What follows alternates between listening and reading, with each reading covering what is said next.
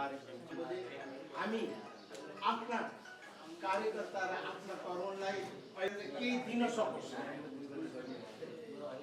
तरुण भनेर भाइहरूले चाहिँ भनिसक्नुभयो र म धेरै कुरा नगरिकन यो सुन्दर कामना गर्दै मेरा दुई शब्द संगठन कार्यक्रम सबैमा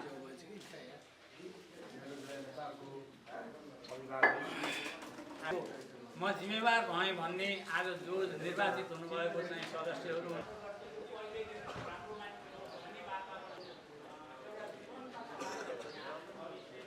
लागि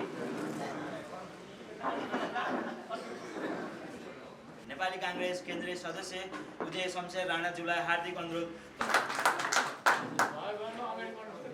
त्यसै गरी पुनः जिल्ला सभापतिज्यू पर्वतल राख्नु पर्यो।